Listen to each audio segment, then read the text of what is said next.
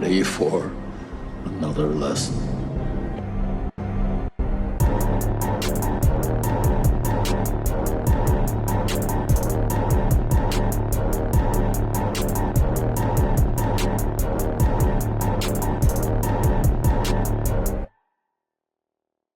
What's up, everybody, and welcome back to Back Row Banter, your favorite casual movie talk podcast. I'm one of your hosts, Adam Schwartz, and on this week's episode, we'll be talking about the movie Final Destination 3. But of course, before we get to any of that, I'm joined today by Nail Gun Nathaniel Ginger. What up, folks? I'm Nail Gun Nathaniel. Always scared me. Nail guns, staple guns too. I'm like, makes me a little nervous. Like, people probably don't take those as seriously as they should. It reminds me of Happy Gilmore nowadays, or for a long time, I should say, since I saw Happy Gilmore, I guess. But them shooting the cans off the fence post and then hitting his boss. Yeah, that's what I always reminds me of. But or the other one, is it a nail gun that she's buying in The Wire? Man, I believe so. I think it is, I right? believe so. Yeah. The nail gun. She tells him scene. to keep the change. Dude, that is one of the all-time, just one of the best scenes I've ever seen, bar none. It's the beginning of an episode on, I think, season 4 or 5 of The Wire. Yeah, 4 sounds correct. Where a character who is part of like this hit squad, basically, of a gang who is out shopping for a nail gun and talking to like a guy at like a Sears, basically. But it's just two people from two completely different worlds, but it's such a great interaction between the two of them, and is like all of us as like former salesmen will all also totally understand that scene. But yeah, it's incredible as well too. Yeah, it's very quotable. Very quotable too. You can probably pull it up on YouTube. That thing's probably got hundreds of thousands, if not 1 million plus views on it. If you could probably just look up Snoop Goes Shopping or The Wire or something like that, and it'll pull up. But yeah. Great scene.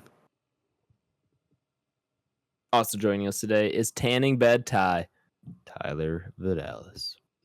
What's going on? Stay away from those things, dude. Skin cancer, like direct delivery service. Yeah, we don't even. Do not mess with that. If Leah's doing tan stuff, she's doing spray tans. My girlfriend typically will self tan, so it's like the lotion one. Kind of just put it on yourself. That's that's also there in a pinch. Yeah. I've never done like any sorts of that. Never felt the need, but maybe I should. Not the tanning bed part. Spray tan part. They make stuff for guys now. It's called Bro Glow. Bro, I've seen the like Instagram ads for that. Yeah. Oh, really? Masculinity is fragile. Yep. Yeah. Well, I want you to get one of the old school like trifold mirrors that like you like pull out. Oh yeah. Just hang out. Does that work? I assume. Does that do much for you? I think you're just reflecting light directly into your face. Well, yeah. I mean, it's amplifying your UV exposure, I'm sure, but I'm pretty sure it's a very similar concept to like. Did you guys ever do the like sun oven pizza ovens? As well too? No, but that's probably an Arizona thing. Easy bake oven. That's a good point. No, it's I forget. It also doesn't often hit over 100 degrees here as well.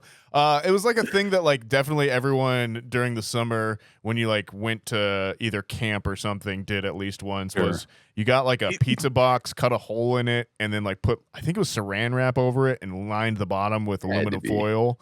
And then you could just prop it up and like put a pizza in there, and the sun would just bake the pizza.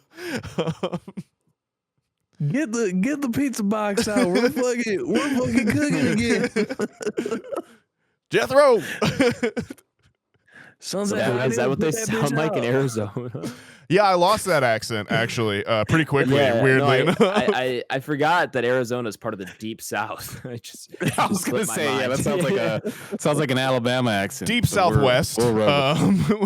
Sure. You know, they're over there. Yeah. Running out the squadron today is Big Picture BlakeHolder. Hey, what up? What up? As some would say, the biggest optimist on the podcast. Big picture guy over here. Yeah, I think there's a gentleman who's got me beat on that. I'm balanced out by negative Nathaniel.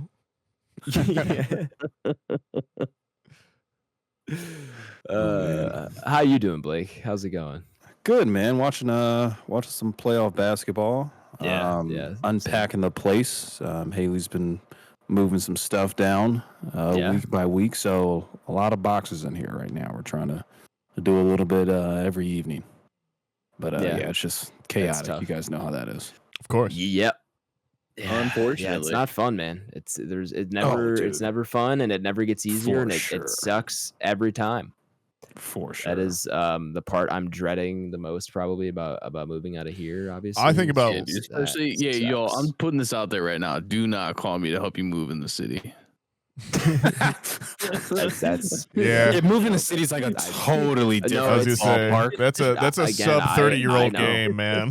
Listen. I know. I like I said, I am not looking forward to past 30. That's your profession. If I'm helping you move, like that's your job. No, dead ass, dude. All jokes aside, moving is. We say this a lot, but like that's got to be like top 10 worst adult activities For sure.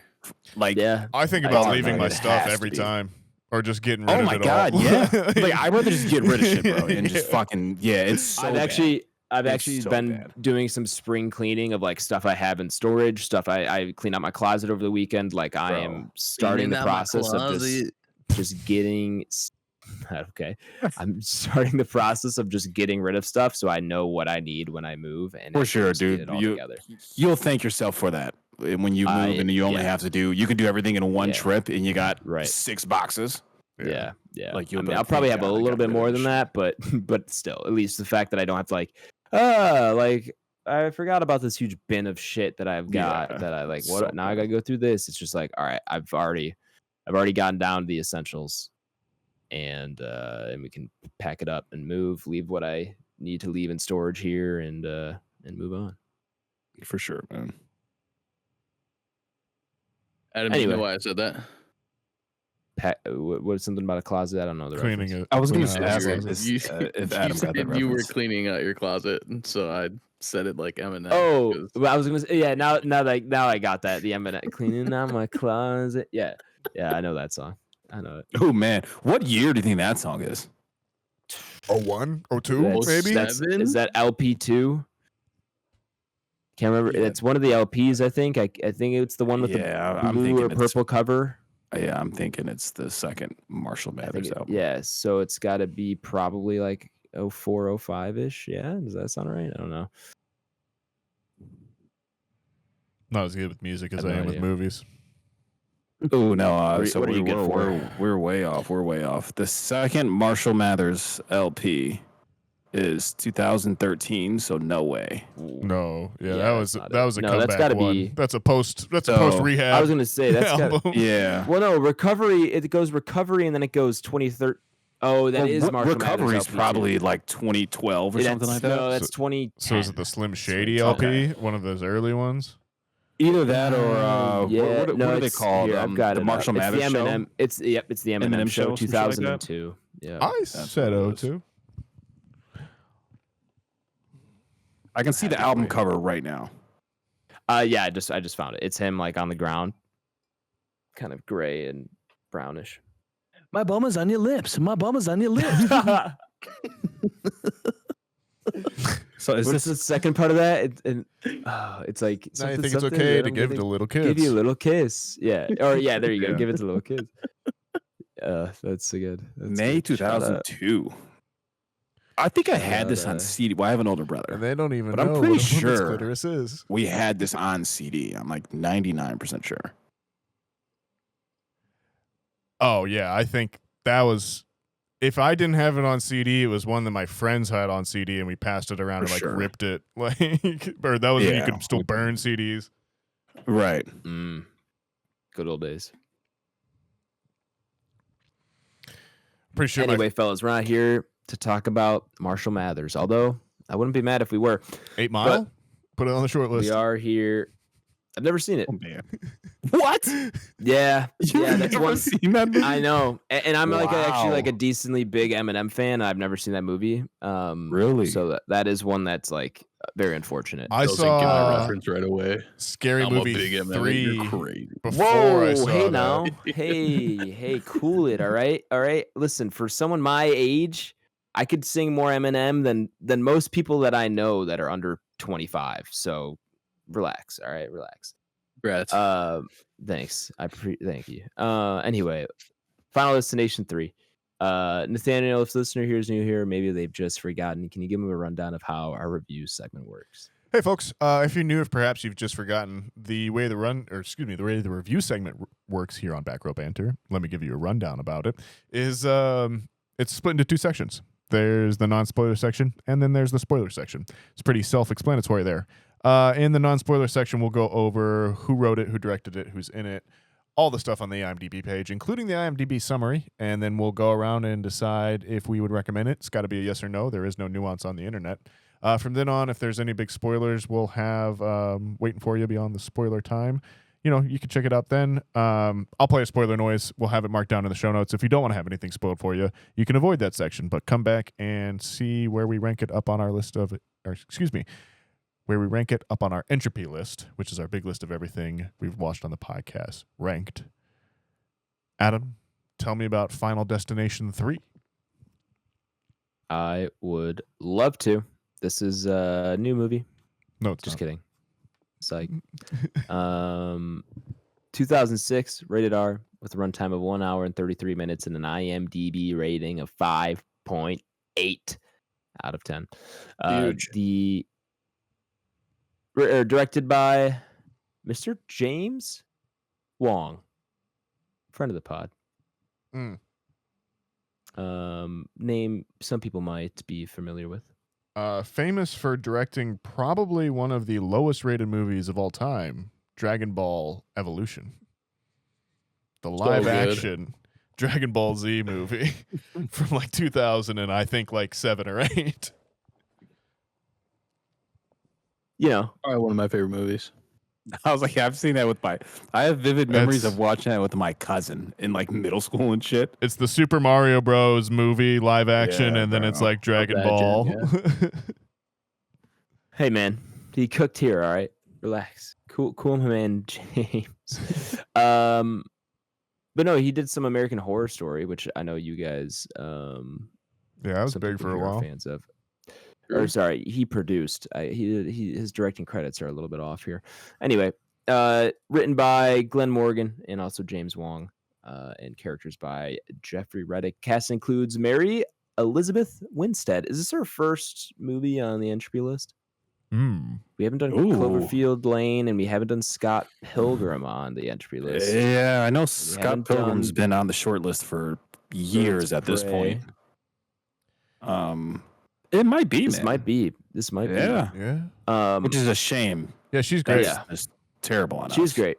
Yeah, she is. And where is it? Yeah, this is relatively early in her career. Oh, she's in Sky High. Speaking of Sky High, Yeah. Daniel, I don't know if that'll make it. No, I don't know yeah. if that post pod will make it to the episode, but the Sky High referenced earlier. We need to get that on the short list. This is right after her Sky High appearance. Yeah. Hilarious. But then also Scott Pilgrim as Ramona Flowers, probably one of her most of notable course. roles, I would say. And then 10 in Cloverfield Lane is another big one, I would say too. But she's here. We got Ryan Merriman, Chris Lemke. Yeah, I'm gonna go with Lemke, Alex Johnson, Sam Easton, and Amanda Crew. That would be the only other one that I could pull. Yeah, Jesse Moss is here, but not for very long. And I think probably just leave it there. Like there's not really recognize The voice of Tony Todd. Many other names here. Who? Huh? Tony Todd, our man. His voice is in Rest in this, peace. but he is not. Yeah. Got it. The IMDb summary reads as follows. Wendy Christensen and a group of teens who escaped a fatal roller coaster crash face a bloody date with death. Death is capitalized as a it proper should noun. Sure. Good IMDb summary. Listen, it's Final Destination. If you've seen one of these movies, I'm assuming you've probably seen them all. Now, I haven't seen them all, but I've seen now 2, and they were pretty similar in concept and scope. Is there any that vary off of this formula too much? Or are they all pretty much No, you pretty much big get event? what you pay Got for. it. Yeah. For sure. Okay. So it's Final Destination 3. This is the 3 out of the new one's coming out is 5. 6. 6. 6. Okay. So there's 6 of these now. This is only my second Final Destination. We watched the first one. About a month Were we ago. all there when we watched it? Yeah, watched it Yeah, together. about a month ago. Yeah, that's right. So we all watched it together. That was my first watch there. Enjoyed it. Liked it. Didn't love it. Mm-hmm. This one, pretty much same exact feeling. Like it. Okay, that's fair. Didn't love it. And I think, you know what? This is just going to be a franchise that I can respect. I understand Sure. why people think it's fun and kind of unique and stuff like that, but it's just not going to be one that's necessarily for me and one But that I want to ride or die for. Or I've got to go through all of these or anything like that. So yeah, it's kind of what I'm feeling here. Now, who ended up picking 3? Whose favorite is this one? Okay, Nathaniel's favorite is 3. Blake, you said you were tossed up between 2 and 3, or was it 2 and 5 or 4? probably 2 and 3. 2 and 3. Okay. So what I'm kind of understanding is 4 and 5 not worth watching. I mean, 5 is pretty good too, though, Yeah. right? Nathaniel, Okay. Ty. 5 is 4's the one you'd probably want to skip. I think 5's my second favorite, to be honest with you. Like Yeah, 5's not bad. 5's tied with 1, I would say, in most of my mind. So it's 1, you give it a high ranking because it originates it, and it's Exactly. it's that thing. Right. But I enjoy 5 more, I would say. Mhm. Okay. 2 is pretty great, but besides the opening scene and maybe one other, I think it's pretty. Yeah. It's pretty below par, and the actors aren't that great in that one overall. I agree with that. 3, I think, benefits from having Mary Elizabeth Winstead. She's easily, I think, the best actor in this whole franchise for the most part. Yeah. Without a doubt. Well, I can't speak for the franchise. She's the best one in this movie. That's for sure. Yeah, maybe Tony Todd, but again, he's mostly playing a bit character. She's easily the best. She's the best lead. protagonist. Yeah, 100%. Yeah. I agree. By a mile. And I think the roller coaster's fun. I from the first one, plane crash, second one, Spoilers. the car crash. It's on the poster. As far as I think as accidents can go, and setting it in high school and having this kind of teen horror movie element to it, I think a roller coaster is a really good idea. The first one's set in high school too, isn't it? Yeah, but even everyone takes It a is. plane. Roller coaster. There's something so teenage about a roller coaster as well too. Yeah. I feel Fair. that's very. It's just it's even more emblematic kind of thing. Mm-hmm. Tyler, I assume you saw this when it came out. Yeah, I've seen this quite a few times. I would say I'm pretty tossed up between 2 and 3 being my favorites. Yeah. I think those probably have the most rememberable kills. But yeah, I would say this is definitely pretty high up there. I know you guys are praising Mary Elizabeth quite a bit, but my guy Ryan Merriman, I mean, when you have acting credits in Disney Channel movies such as Luck of the Irish, you're Well, fucking crazy, yeah. dude. I That- mean, talk about a classic.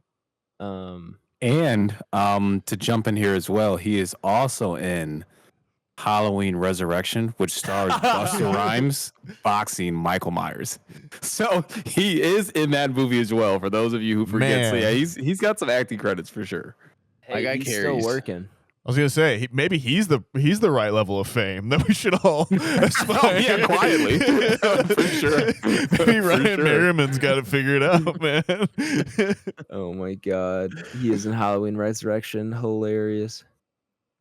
But I mean, yeah, overall, I mean, yeah, this is pretty great. I think we'll get into the kills and everything like that, but I think this has some of my favorite. The opening scenes are obviously pretty iconic from all of these. That's kind of, you know, what they hang their hat on a little bit. And I think the roller coaster is very fun. I think it was. Yeah. Go ahead, Nathaniel. No, I'm sorry. Go ahead, Blake, because I'm trying to remember a quote from a specific director, and I'll see if I can think of it at the time. Gotcha. I was gonna say I'll kind of jump in here. So to Adam's point, yeah, I kind of bounce around 2, 3, and potentially 5 as kind of my second favorite ones. I know I just listed majority of the films in the series, but yeah, overall I do like this one. This is one I have some vivid memories of. Final Destination 2 and 3 are like some of like my peak childhood horrors of like with friends at basements, like watching horror movies, right? So these were kind of the ones I remember seeing countless times. Definitely agree with Nathaniel on Mary Elizabeth Winstead being the best protagonist in all these films. So this one I always remember when I think of the third one, as well as the tanning booth scene in here. I think that may go on to probably be the more prominent scene of this film outside of the roller coaster. It may even rival it, to be for fair. sure. Yeah, I think most people think of that. Yeah, where it's kind of funny. With each film, I have 1 and maybe 2 kills I can like vividly remember. Yep. And the only one I always remember when I think of the third one without watching it is the tanning booth one. Then everything else I have to piece together once I'm introduced to the characters at the beginning. And I see their face, and I'm like, okay, I remember how he dies. There's one other one that I think just sticks out in my mind as well too, but we could talk about it later. Yeah, we could talk about it later. I'm with you though. I'm with you guys though. But yeah, so that's kind of my 2 cents. We'll talk about spoilers and everything. But yeah, this one's awesome. Very, very Y2K-ish. Very turn of the millennium. A ton of fucking Apple products in this. They got like the clear Apple products. Just like a bunch of cool shit, man. We just don't have anymore, dude. Yeah, it's a very 2000s clear electronics never should have gone away, dude. For the sure, clear brother. Game Boy, the clear For Max. Sure. And this film has that stuff, man. better, So dude. it's just cool. Motorola man. V3 flips, razors. Yeah, man. No more Could you- razors. Yeah, dude. Imagine having like your clear iPhone. You can see the like vibration haptics happening. Yeah. You wouldn't see anything. yeah, It would just be one giant battery. It's got some cool shit to it, man. I like this one a lot. It holds a close Very- place to my heart. Very low rise jeans. Yeah, yeah. Whale tails. Oh yeah, for sure. for sure.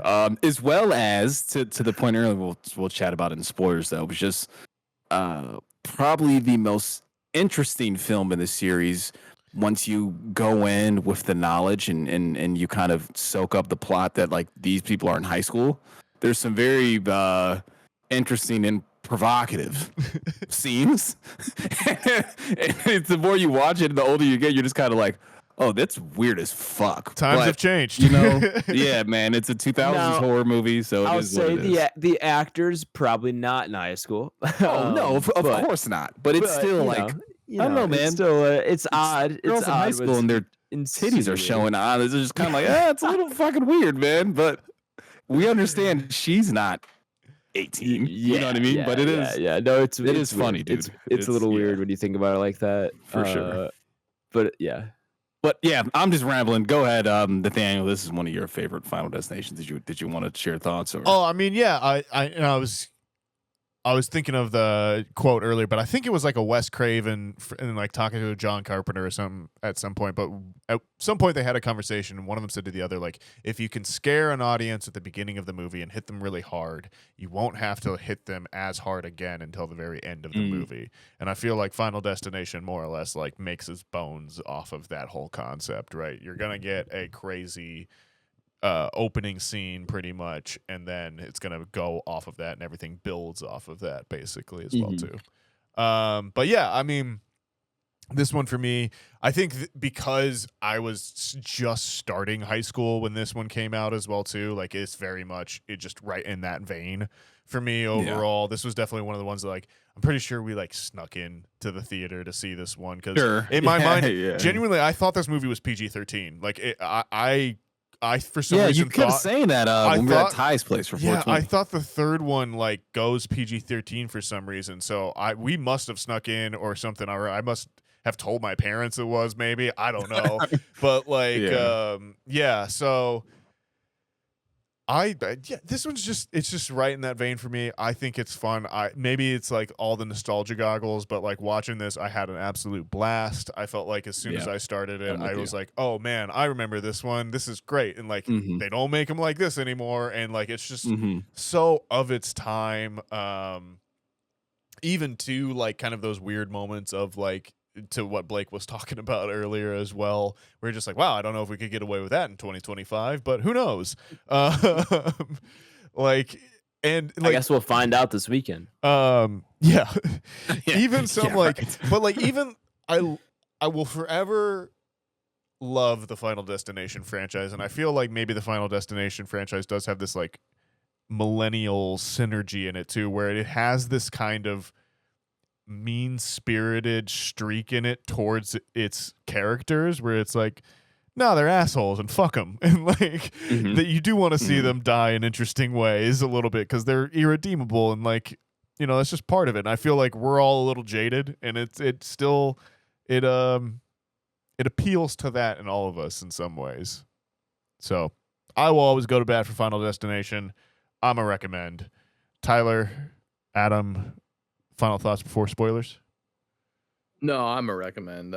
We can. I mean, the whole point of these movies is to kind of get into everything that happens, and they don't shy away from it. And so, I think the best thing is to go into spoilers.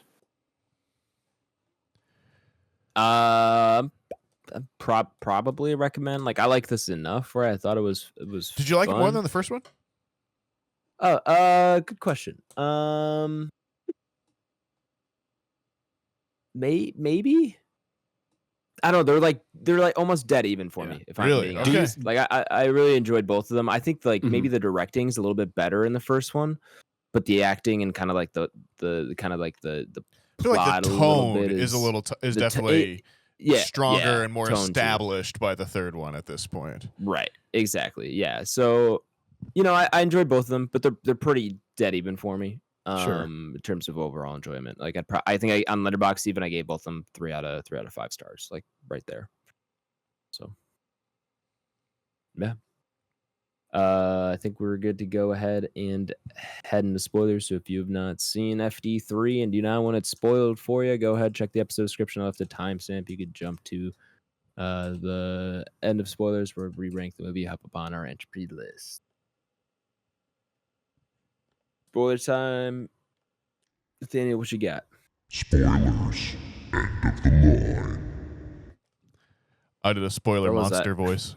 Fellas, I might have my first mosquito bite of the year already. My arms. I was outside today next to like a little forest preserve area, kind of like a nice little pass of trees. Probably not a mosquito. Probably a tick. Don't say that. Don't say that. No, I wasn't like in the brush or anything like that. There's no way tick could have like jumped onto me. Could have been a no-see-em. My arm's a little itchy. Anyway.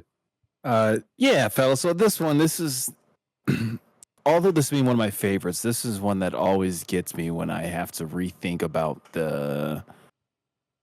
putting these films in chronological order and kind of the plots associated with each film. Okay. I always forget that this is the one that the protagonist has the photos. Oh, right? Sure. And you can kind of allude. It's like that's how I started to remember all the kills from this movie. Yeah. Once I started to see the photos, I'm like, oh shit, okay, that is how this person dies. That's how he dies. That's how she dies.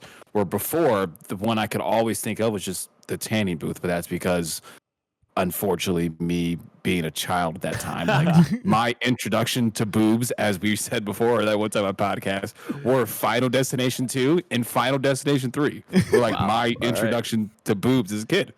So like that was, yeah, man. Something that's the kill I always remember. The hard cut from the tanning beds to the coffins is such a Best good shot joke. in the entire series. And that's what I wanted to say. Best shot in the entire series. No, I actually was like, oh shit. Like I audibly said something out loud to myself. I was like, oh my God. Like that was slick. Yeah. I was like, nice. I like golf clapped a little bit to myself watching it alone. I was like, oh shit. That is fucking excellent. Like all jokes it was aside. great. No, it was great. That was probably the best part of the movie for me. I was like, "Oh my god!" For sure, dude. It's the best shot in the entire series. Everything about that whole scene is great. Like the song choice, the like guy outside, the like him putting the like suntan lotion in the door and shit. And the fact that the like shelf falls off and then gets lodged in between the two of them. Perfectly lodged. And then, like you've got the and like either one of them could just push it to the side and open theirs. I was thinking the same thing the whole time. I was like, you could just move it. But it's great. It's great. Top notch, top tier. The other one that I always remember is the nail gun. Like that, for whatever reason, the nail gun. That one stuck out to me as well. Into her hand as well too is just always in my brain. Yeah, and like they cut to a straight shot of her face, and like she's like her eyes still alive. Yeah. It's it just makes it a little more gruesome. I always associate that kill with the fourth film for some reason until I always see that couple on screen and when they're in line for the roller coaster. Well, see, that's I remember how they die. I always think Frankie Cheeks is in the fourth film because the fourth one has the race car. Frankie Cheeks. And then he dies from the car engine. Correct. Yeah. So that always trips me up. Yeah. Who's like Frankie Cheeks? Frankie Cheeks? Fucking pervert. 18-year-old. Grossest guy ever, dude. I forgot. That guy is disgusting. Yeah, if we had to make a list of just like overall worst characters on the podcast, that guy's definitely pushing top 20. He's up there, bro. He's just a complete sicko. Sure up there. For sure. And like, dude, he says and does stuff that in 2025 would get you slapped so fast. But dude, it's like there is a line it's gonna do one or two things. It's gonna get you slapped or it's gonna get you laid. I love the bit. I think he does have a line though where he's just like, everybody hates Frankie Cheeks, or like he has like a really sad moment as well too. And his death too is awesome because you don't even know it's him until after he dies. Well, that I feel like that's actually a pretty good like tension moment as far as like these movies go. Like them getting pinned against the side with everything happening there is pretty awesome, and then the fact that it does still end up in the death of someone on the roller coaster is great too. Right. And they just don't know it's Frankie sitting in front of them. I definitely had forgotten the sister was on the coaster as well too, and like then like when they put the charm bracelet down, I was like, oh yeah, like I got to go through that whole experience with the characters as well. And I will definitely say I had like, it had been long enough that watching this movie that I was like, oh yeah, they're with like different people at the start of the movie, and then like they like build a relationship as the movie goes on, where their whole thing is like, oh yeah, we don't even like each other thing. But I don't know, I think it's great. I had a fun time with it. It was just a breath of fresh air and a nice stroll down memory lane, in my opinion. No, I totally agree, and I think you hit the nail on the head with the amusement park / roller coaster being very much part of that teenage demographic. To kind of set the film in. It definitely puts us back there. As well as I do want to give a shout out to, I can't think of his name, but the black character in this Luis Romero. Man, like his death. Yeah. Hilarious. And I always forget he's in this one until I see him as well. Yeah. Right. And then I was like, okay, I remember how he dies at the gym working out. But my favorite fucking line from that guy, is as they're getting on the roller coaster, he doesn't even strap his shit down. He's like, "No, I'm good, man. Like, don't even worry about it, brother. You're gonna fucking fly out of the roller coaster." I was like, over masculine guy, no safety precaution at all. Like, I'm just gonna fucking hang on in the roller coaster. I like when she starts freaking out and then he steps out and he's like, "Hey, yo, bitch," and I'm like, Yeah, dude, that guy is hilarious in the movie for sure. And he's not with anybody. He's with nobody. No, he's the just whole by movie. himself. Yeah. He's beating the shit out of the bell thing by himself. Like there's nothing. There's nothing happening. That's like, "Hey, dude, nice job." And like the one guy that is like, "Dude, high five." He's like, "Get fucked." Yeah, for sure. I love the bit. Complete asshole of a guy. I love the bit right before his death too, where they're talking to him and they're like, "Your plan was to not get drafted or go to the Bruins and come here," and they're like, "Fuck the Bruins." That whole Like scene of the it. whole squad. Yeah, that whole bit is incredible as well too, because it's also definitely what 2006 people in Hollywood could cast regular people as college like athletes too. So there's just dudes in like super tight Under Armour who have clearly not worked out for 6 months. Yeah. And then like other guys that are just clearly yoked out of their minds in the same room with them as well too. It's great. Also shout out, I love the Ian character getting crushed. Great practical effect where his body just like explodes basically, and he's just like half of him is left there as well too. Yeah. And I actually forgot how much of an asshole he is too. For like to kind of be the person who's always against death. Like, oh well, like somebody could technically go through suicide and we can prevent the plan of death, just to like show up at the end and just be like, well, I've got to kill you now kind of thing. Yeah. I'm like, oh, this guy's a dickhead, dude. And then sister's friend who gets fucking flagged. Oh yeah. Oh yeah. One of those random people in the movie. 100%. She's like, "Who was next to you?" And she just stands up and then she gets fucking flagged, dude. Do you in any of these movies find out like the force behind all of this, or is it always just death, okay, man? it's Just death. the Grim Reaper per se. Everyone says it's death, and but I think it's just nature. There's always wind before something happens, and I think that's just Mother Nature. I like that. I like to think it's this weird death thing where he's got just an insane sense of humor. Where like after you like didn't die the first way, he's like, "All right, dusting off the gloves, see what I got here. What am I gonna cook up today?" Yeah. And then lets them think they're off the hook for like 6 months, and then he just comes back. Eats them all random day in a Subway. Yeah, that's always strange to me too, because I always forget how this one ends, and then like having watched it the other day, then I was like, okay, like that's why I always forget how it ends, because it ends so fucking abrupt and random. Am I crazy? You get, like the fast forward 5 or 6 months. Go ahead.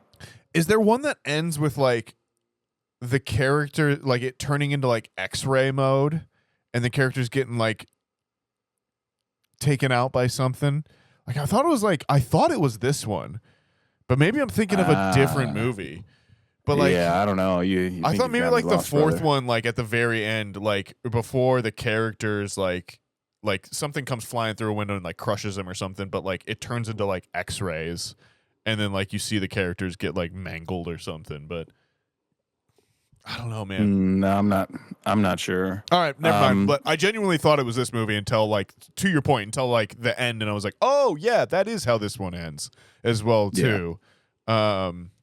Which is interesting though, because when you look at because obviously Adam only seen 2 of these films, so we've all seen the bulk of them, right? Because the when first you look 2, at the lore of them. Go ahead. No, I was asking you. The first 2 don't end that way, right? Like no, they don't. Yeah, the first one. This is the first one that I've seen where it's like you don't get out. And they die on screen. The protagonist has the vision, and like they can't do anything to get out of it. And I was like, that's just fucking weird, man. Every other film they've been able to, so it's weird that they added that in there. It kind of like retcons a lot of other shit of them being able to like change the future per se, or change death. And this one, it kind of seems like it's inevitable, and like no matter what, you can't beat it. I was reading on the IMDb page that they said that this one had its ending reshot actually after test screenings with the audiences. So I'm wondering if they did survive in the first one and then audiences were like, nah, fam. And so they reshot it and they didn't make it on that one. Yeah. Because you could see it, right? Yeah, like I'm instead sure. they just get off she like pulls the thing and it just gets off, right? Yeah. Or something. But and they get like one last avoidance, and then rather than that, they just cut to black and like have the screamings. But I do love when that final vision happens though, and both the sister and Mike just get like cheese grated like through the like subway system, and they just explode into viscera. Sometimes the deaths in these are just laugh out They're loud brutal. great. Yeah. I always forget, Adam, that you are not a gore person. Don't prefer it, you know. I can stomach it, but it's definitely not. But it doesn't tickle something your I funny seek bone. out.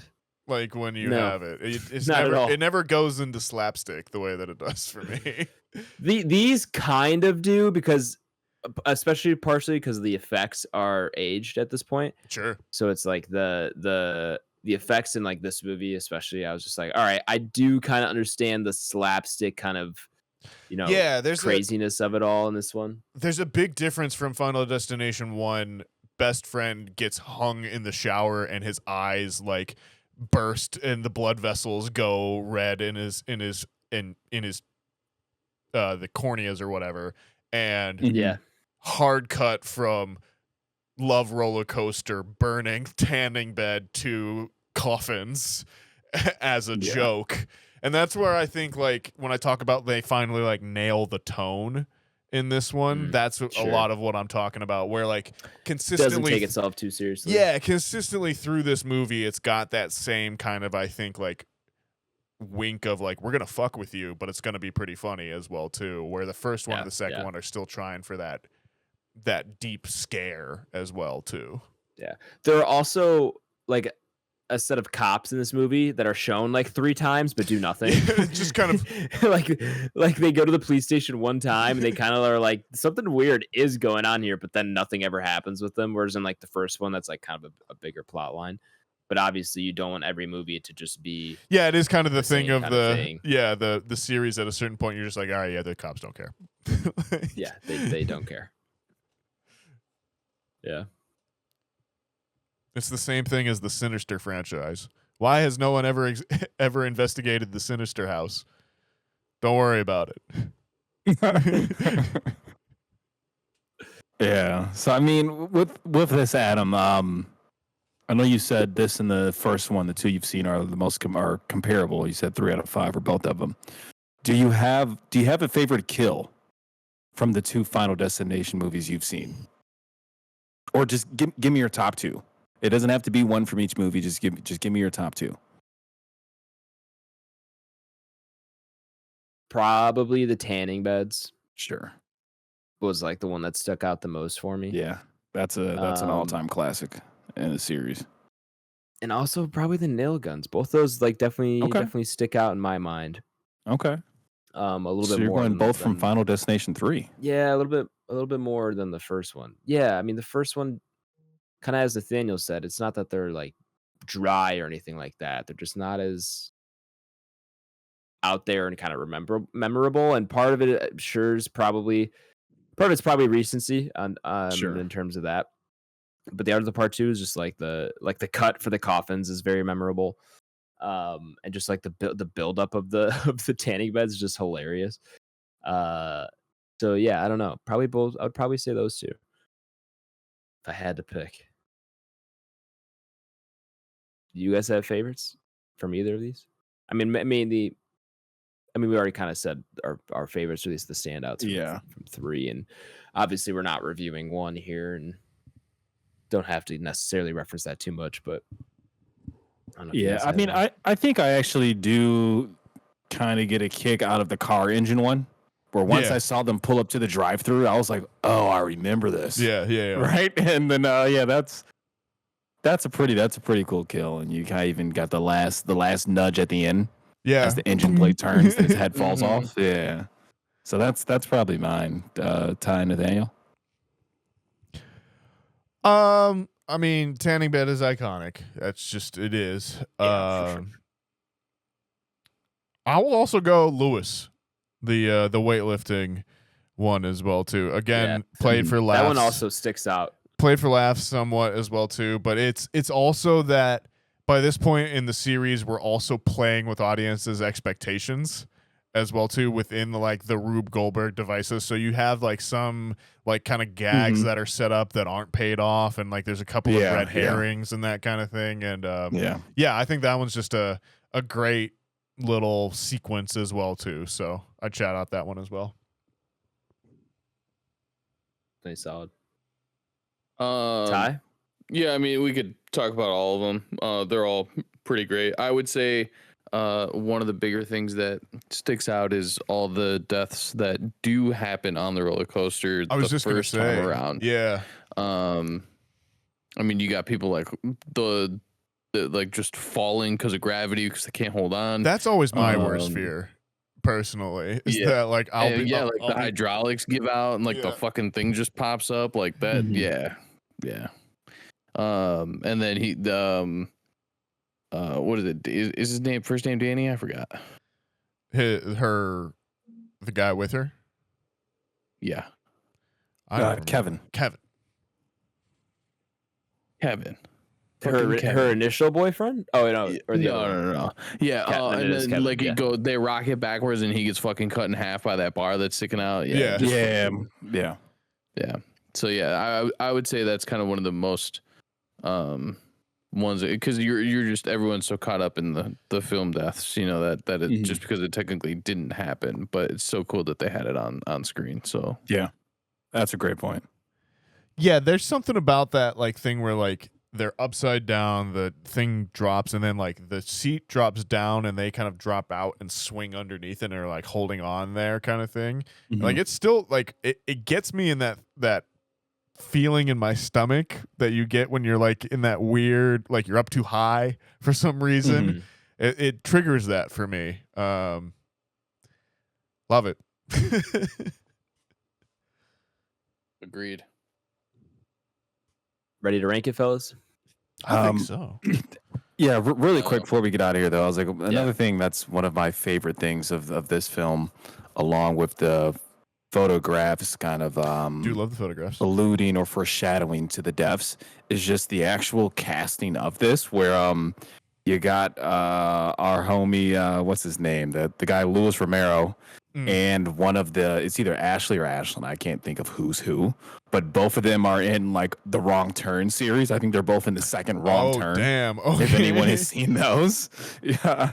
And then our guy Ian, he's in like Ginger Snaps. Yes. So there's a lot of people in this who are in just like random. We've got as well Ryan Marion in Halloween Resurrection. Sure. Almost everyone in this is in an adjacent early 2000s horror movie that's just like fucking cool, man. Like, you know what I mean? I don't know if the rest of the films are necessarily like that. So Mary Elizabeth, that's all I wanted to kind of show love to. She's got to be in one of those from around that time as well, too, beyond this, right?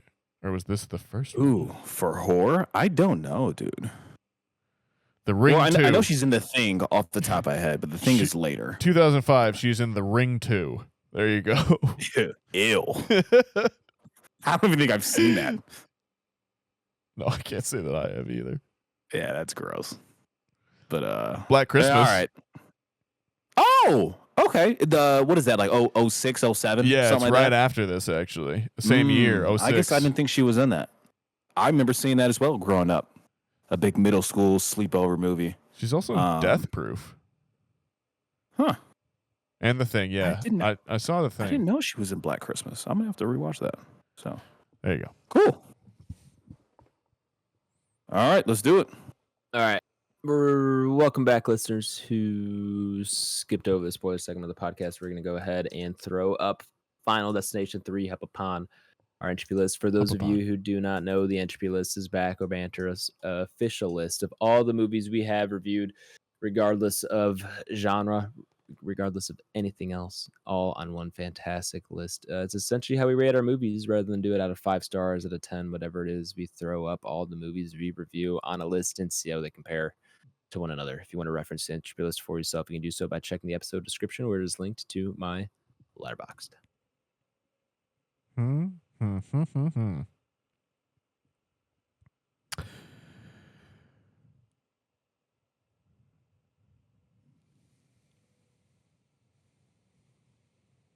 Let me see here. Yeah, boys, what are we thinking? Because initially, I was looking on here, right, and I saw VHS down at 171. I would also throw out there the monkey at 131. Sure. So the monkey's probably closer in tone. Yep. I guess VHS though is one that like I looked at and I was like, damn, that seems a little low. Same with Paranormal Activity. Like those are both movies that I hold in high regard in terms of like they scared me when they came out. And, yeah, for sure. Yeah, and like, I agree. And maybe Insidious right there.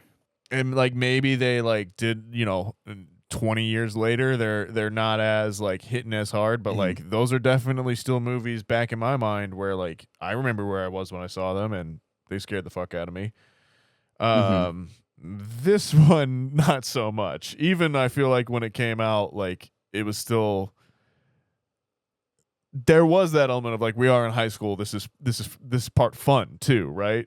But I feel like there's like a similar quality there. So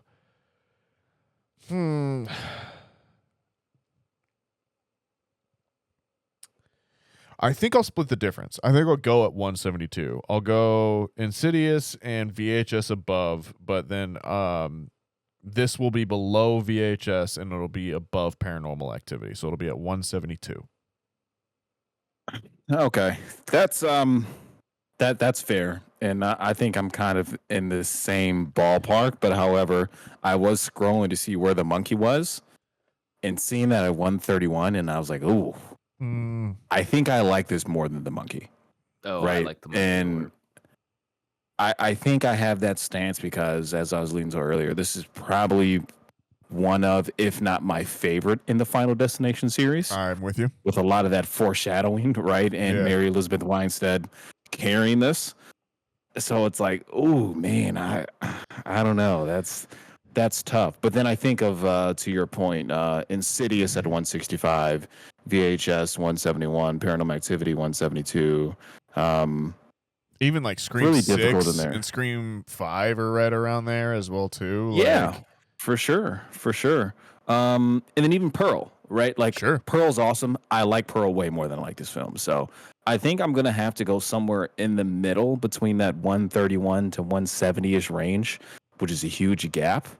And ultimately, I think what I'm gonna lean on here is gonna end up being, and I have to say this just for myself. There are films below this that I would put 100%. Above.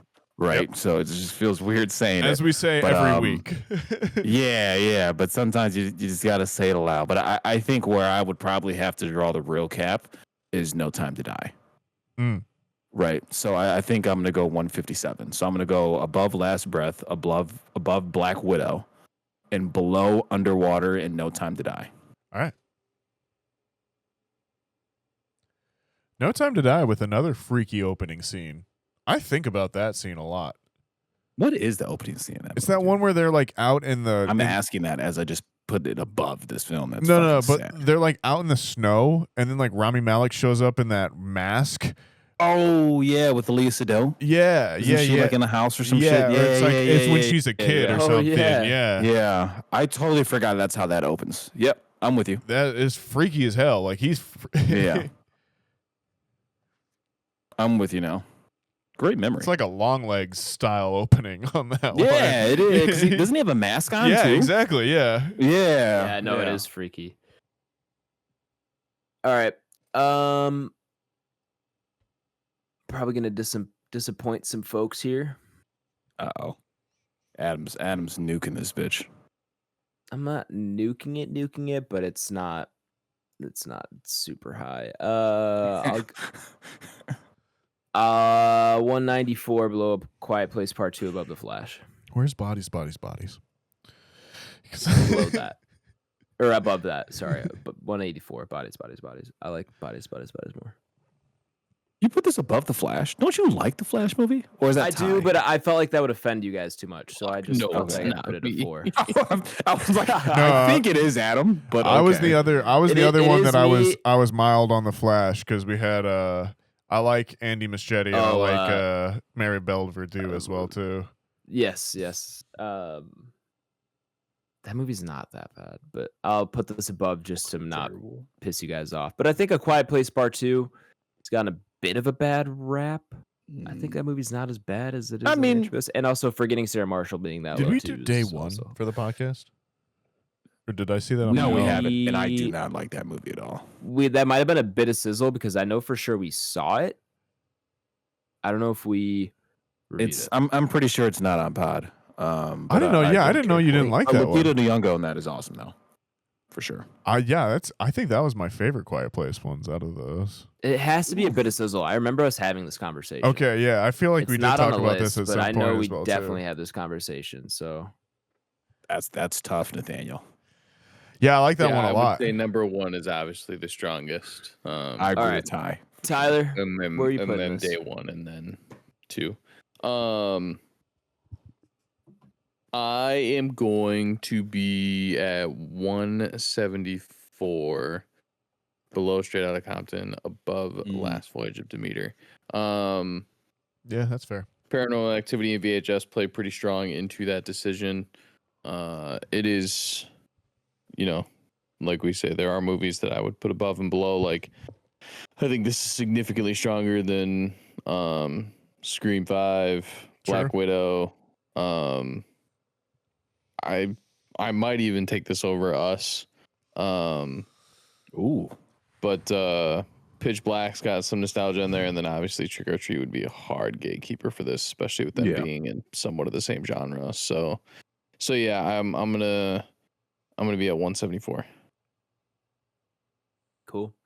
Well, that gives us an average rating of 174.25, putting us at 175, below The Last Voyage of the Demeter and above the Blackening. We gotta. Can we vote we it gotta- above Last Voyage? Oh my Yeah, God. we gotta vote on that right now, fellas. I'm That's sorry. fine. I'm fine with that. Ty, are you fine with that? I don't care. I don't. I think that this is a better movie on paper, but I also didn't think Last Voyage of Demeter was like the worst movie on the face of the planet. I didn't either, but I like this more. Yeah. That's fine. Yeah, I'm a I mean, hard it's, yes. It's against everything I stand for, but okay. Let the old guy. 170. All right. Yeah. 174 then for Final Destination 3, below Straight Outta Compton, above A Voyage of the Demeter. That's it for our main review segment here, FD3. Our next review segment will be, of course, the new Final Destination movie, Final Destination Bloodlines, FD6, whatever you want to call it. Go see it. It's in theaters this weekend. And then check that out. Join us for our review. Fellas, we have some time for what we're watching. We're late IRL time as we record. It's a little late at night, but if anyone has anything pressing they'd like to talk about, I would hear you out. Sumo's back. Oh God. I actually saw a clip of that on my YouTube, so Heyo. somehow it's filtered into my YouTube I'm algorithm. infecting you as well too. Nathaniel, Sunday, Leah's going to her grandma's in the afternoon. So, by the time we get back, there's a good chance we can just end up on the couch watching sumo for, I'm not mad at that. I might save up a couple days for us there then. Yeah, love sumo. That's back. I've been watching. So I found another shocking. I found a YouTuber I like. But I think Blake would probably like this guy as well too. His name is Super Eye Patch Wolf. But he does kind of horror movie breakdowns every now and then, but also does he's definitely plays a lot of horror video games, which I don't necessarily know a ton of, but he does some streams on that and that kind of thing, and I've definitely been getting into that. He's been playing one called Fear and Hunger. Has anyone heard of that game before? I've seen some people play it on YouTube just because Okay. I do follow YouTubers who play horror video games. Sure. So yeah, he played that, and that was the first time I came across that. And that game's like crazy. Like it's just super hard, but also like people talk about it as like it's kind of like Tyler, you'll know this reference, but like Undertale with like a berserk skin over the top of it. So it's like super. Like you're going into this dungeon, which has been taken over by like these demonic creatures, basically, who have infected everyone there. And like, if you get hit once or twice, you're basically dead, and you've just got to try and like get to the bottom of it. And yeah, seems pretty interesting to watch. It's been kind of a cool one to just wind down and watch before you go to bed. But check out Super Eye Patch Wolf. He doesn't need any help, but he seems like a cool guy. Super Eye Patch Wolf. Okay, I'm gonna. Is that a Final subscribe Fight right or a Nintendo? What's the Fox game called? Star Fox. Star Fox, yeah. Star Fox, thank you. Is that a Star Fox reference? No, he does not. But he does have a line of clothing called Eye Patch Wolves, which has like an inbuilt storyline of a bunch of wrestlers who are one of which is a anthropomorphic Eye Patch Wolf character, who is fighting to become a champion. He seems pretty cool. He seems like a interesting guy as well too. Would recommend checking out his stuff. Also, Blake, have you been keeping up with Ryan Hollinger? No. What's the last thing he's posted? He's done like 2 of them. One of which was a movie called Eden Lake, and then I think the one before that was. Yeah, I see his Eden Lake from yesterday. The one before that is Super Dark Times. Yes. So, okay. Yeah. He's back on heaters, man. I've been enjoying a lot of his videos again as well, too. So, would recommend Ryan as well, too. So, yeah, I saw the Eden Lake one pop up, and I know what that film is, but I haven't watched it. Okay. So I want to watch the movie first, but I think it's like very bleak, right? Is that the, I think Eden Lake is the one with, there's a couple, there's some but it's also got our boy it's got Jack O'Connell from Sinners. He's the main lead of the teens. Oh, yeah. Really? Yeah. Okay. Yeah. I know it's very fucking like bleak. Yeah. So okay. Yeah. Okay. I'm sold, man. I would recommend watching it beforehand. I think I saw it 2 or 3 years ago, maybe. It is dark, but I think you would like it. Okay. Yeah, I'm gonna add that to the list too for sure. I'm gonna try to get to that. And Michael Fassbender, and Kelly Riley. I know he's in it. Yeah, if people watch Yellowstone, I think she's like the main lead in that. Like I'm pretty sure she's married to like the Kevin Costner character or like his partner in that one. But she's the other female lead in that one. She's great. And Jack O'Connell from Sinners. If you want to see early Jack, this is a good option for you.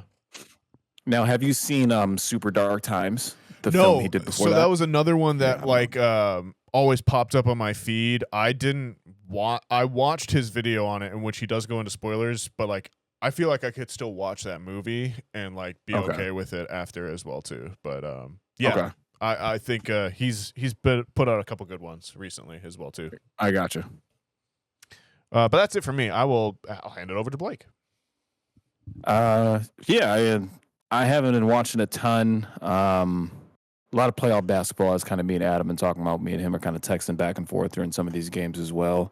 So we'll see how that stuff goes. Looks like Nuggets are winning right now. Gonna force a game 7 in OKC, at the Thunder's home court. So we'll see how that goes. As well as the Celtics just forced a game 6 down. Jason Tatum, obviously with the Achilles tear, which I saw that live watching it. And I was like, oh, it was one where you see it live. I was like, oh, that sucks so bad. Yeah, I was not watching that game, but then I saw the replay of it. Didn't seem like that's like a play that you'd immediately go, oh, he tore his Achilles. But when he comes off in a wheelchair crying like that, that's when I was like, oh, that's bad. It was rough. And that's probably the third game in that series. Yeah, the third game, because the Knicks have won 3, that the Celtics have had a double-digit lead and blew it both times. Then obviously once he got hurt, the lead was basically cooked after that point. You know what I mean? So we'll see how that stuff goes. Outside of that, been moving a lot with the lady.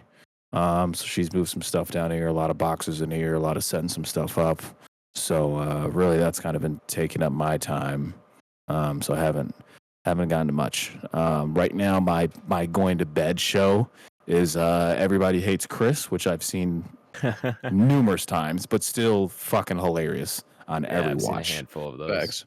Facts. So yeah, that's kind of all I got going on right now. So we'll check out Final Destination, Bloodlines, which I think only I feel like only Nathaniel Ty would know this, but doesn't Wrong Turn have a Bloodlines? Granted, there's like 8 Wrong Turn movies, but I feel like they have. If a it's not Bloodlines, it's like Blood Generations or something like that. It's definitely. Okay. I feel like they got something like that in those shitty Wrong Turn movies. So yeah, Man, the Wrong Turn franchise. I think Ryan Holler just got a video on them as well too. To be honest with you, dude, man. Okay, so like the first one's not bad, right? The first one is definitely an early 2000s horror movie. The first one's not bad, and I think they very The Hills Have Eyes, inbred, cannibalistic. Yeah. The second one is like kind of goofy. They get into like they're doing a reality TV show in the forest. That's kind of awesome. And those cannibalistic inbred people are there. Yeah, so like maybe do a reboot of that. Yeah, like I want to see Logan Paul get fucked up in the forest. Yeah, for sure. The idea actually isn't that bad. The execution is just kind of wonky because it's very low budget. And then the third one, I couldn't tell you. Then after that, it's like really fucking really straight to DVD low budget. I was gonna say, I think they did like I'm pretty sure at some point they did a gritty reboot of that as well too, a la Hellraiser as well. Yeah. So that's the last one I watched was the reboot. This is probably 2020 or 2021. Yeah, I think they did the same thing with like it was rough. Did the same thing with like Leprechaun in like 2022 or something as well too. Tried to like make it like gritty and hardcore or whatever. Yeah, it was bad. But yeah, so that's all I got. Go ahead. It's Wrong Turn 4 Bloody Beginnings. Maybe that's what I'm thinking of. Okay. And then in a year later, it's a Wrong Turn 5 Bloodlines. I thought there was a Bloodlines. Okay. Another Bloodlines? Fuck. I feel like okay. That's exactly what it is then. Watch Wrong Turn and Final Destination have a crossover. Oh yeah. And like, dude, those Wrong Turn ones, and like I said, I feel like I've seen them all at least once. That was just through like bullshit. You want to talk about 11 o'clock or 11 p.m. Saturday night sci-fi channel movies. That was fucking Wrong for Turn sure. Yeah. Yeah, because the fifth one, Bloodlines, whatever Ty's talking about, that's probably like 2011 or something like that. Yeah, it was Wrong Turn. By the time you get past the third one, they're like super low. Like you can see the mask on the people. Like it's bad. You know what I mean? But it was Wrong Turn and Pumpkinhead. That was the other one that I always remembered as well too. Man, yeah. Yep, but that's all I got. Adam, you been watching anything? Nothing but live sports, really. Yeah. Between the Cubs, just general MLB season ticket, whatever it's called, and NBA playoffs, it's just been a good few weeks of sports here. Hey man, how about the NL West? Full of just how about it? What the fuck? That is one stacked set of teams. How much does it suck to be the fucking Diamondbacks? Like, you're the fifth best team in baseball. Unfortunately, all four of the other great teams play in your division. Yeah. Oh, that's how stacked that is right now? Yes. So they're dead last in the division, but obviously one of the best teams. They're not dead last. No, they're potentially fourth. The worst team of all time is in that division in last. The top four teams are. It's got to be Oakland, right? If you're saying the worst team of all time. Nope. Well, that's AL West, not NL West. See, I don't know how baseball's brought up. Actually, geographically correct, unlike most other sports. Relatively speaking, the Astros being in the AL Seattle? West is. It's got to be Seattle. They used to be in the Central. That's AL still, but that is they used to be in the Central when it was unfair, but it is you probably won't get it, Blake, but it is the Colorado Rockies. You probably won't. They are. Yeah. Dog shit. Wow. Yeah. Well, I know. Yeah. I think they've won 7 and the Colorado games Rockies. If that, Yeah, it's like 7. They're like 7-38 or something. They're outpacing the White Sox's historically bad season last year. Oh, that was just like last year. Yeah. Yes, or 2 years they're ago. They're outpacing how bad that season was. Oh, They that's are, atrocious. let's see, they are 7-36 with a 16% win percentage. That's atrocious. I think currently on pace to win like 25 games. Pretty sure you could put the Dodgers AAA team on the field and they would be better than that. Likely. Well, you know, there is college baseball on, which I have seen a few innings of a college baseball game. This is when I kind of start tuning into that. This is Blake's time of year. This is when he gets I into haven't watched a baseball. full game yet. But as I've been unpacking some stuff, I have. I did see a little bit of a game the other day. It was Texas A&M versus, I don't know who they played. I think it was in the SEC tournament. They may have been playing Texas, or something like that. And Texas A&M, pretty nice baseball stadium, man. I just find interesting stuff like that. Those places. A&M got swept by the conference winless Missouri Tigers. Okay, then maybe right before the SEC tournament started, the Mizzou was winless in SEC play. Texas they were like 13-30 right before the tournament, so they're playing all of their B team basically, or their JV. I don't know, but they got swept. They lost 2 games. Crazy. Or maybe 3, maybe all 3. I was gonna say, is it sweeping if there's 2 games? It was 3. I'm sorry, it was 3. But Okay. they got swept by Mizzou. Go Mizzou.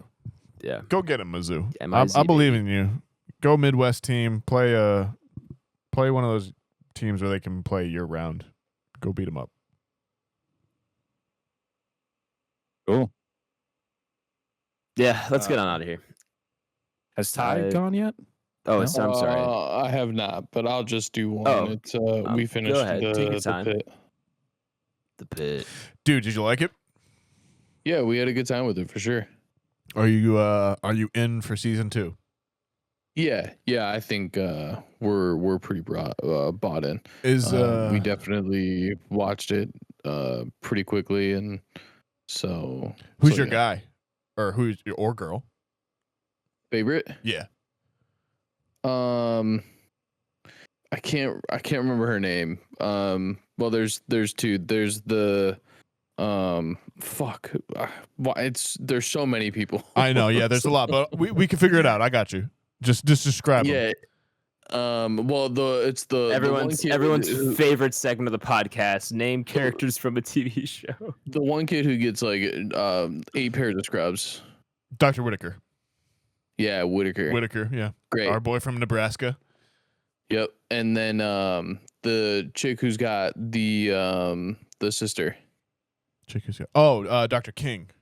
Yeah. Yes. She's also great. Dr. Melissa King.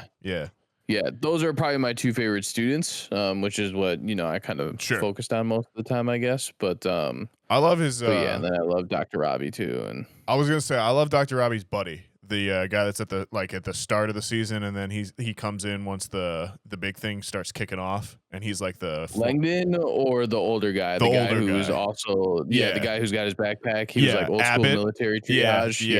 Yeah. He's my guy. I love that dude. Yeah, for sure. Yeah, he kicks ass. So yeah, overall, great show. We're definitely bought in. And then the comes only back other thing in is October or August. Like they're gonna do 2 seasons a year. So I'm in. It's pretty quick. Yeah, I'm tied in for it too. And then I was texting Nathaniel about this one too, but I've been rocking out on Black Clover, and like shit just hit the fan. So that was dope. Yeah, you just got to the part where it all accelerates real fast. Yeah. There's you get kind of like your typical fillers up until now. Filler in that show is brutal. I gotta be honest. There is a lot of it where I've just been kind of able to have it in the background and not really have to pay attention to it. And then like almost exactly like where the story like starts to pick up, and you're like, oh, okay, I can pay attention again. Yep. So, but yeah, man, just some dope stuff. And then same voice actor for Yami as it is for All Might. Yep. So that's something that I get to kind of hear all the time. So I'm like, all right, that's cool. You've gotten Dimensional Slash at this point, right? Oh, for sure. Oh yeah. Yeah.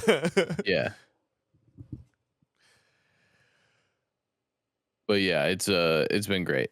yeah, I'm happy to have an anime. There's been a couple ones that I've been going back and forth on just because I have access to Crunchyroll now, so I've been able to catch up on some stuff. I really want to start Vigilantes. Gotta hit Blue Lock, man. And yeah, I've done a couple of those. Okay. But that was like before. Sure. So definitely want to get back to that. And then Tokyo Fire Force came out with their third season, or they're working on like their third season. So we were talking about that too. And man, like I want to go back and like do a whole rewatch. It's not by far, but it's easily up there for me as far as like probably like top 15, probably pushing top 10. Damn. Okay. So good shit. But yeah, that's all I got. Cool. Nice. Let's get on out of here. Please share the podcast, or with a friend, family member, whoever. Share with the high school classmate of yours, or someone you like to ride roller If you're out coasters with, I don't tanning, know. maybe There you go. hand them the pod, see what they got. Yeah, throw on. We don't have physical copies of Back Row Yet. Banter, but if we did, you could throw it on the CD player and blast it with your best friend. Anyway, while you're doing that, follow us on Twitter at Bantero, on YouTube or Back Row Banter, and our email is backrowbanterpod@gmail.com if you want to send us one of those. You can find me on Twitter at H24 and on Letterboxd at Aish. That's AYYSH. I'll kick it on over to Mr. Tyler Vidalis. Where can the people find you at, my man? You can find me on Instagram, Letterboxd, and X, all Tyler Vidalis, VIDALES, Blake. Letterboxd, BlakeHolder, be on there, log some things, rate them out of 5 stars. PSN, Xbox, Instagram, Mr. Water Coolers. Nathaniel? Yeah, you can find me on Twitter and nope, not on Twitter, but you can find me on Letterboxd and Blue Sky at NS Gingrich. You can find me on Instagram, Nathaniel G92. With that, boys, that's the end of the episode. We'll BRB.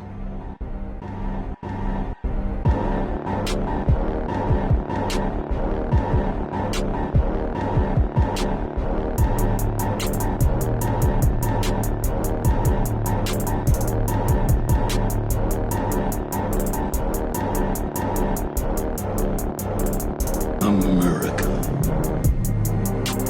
Ready for another lesson. It very well be. It very may well be. What I was gonna say here is looking up the Butterfly Effect. So it's 2004. Did anyone know that they made a sequel? Yes. What the And fuck? Oh, yeah. there's also a third one. Anyone know there's a third one? I did not know there was a third 2009. one.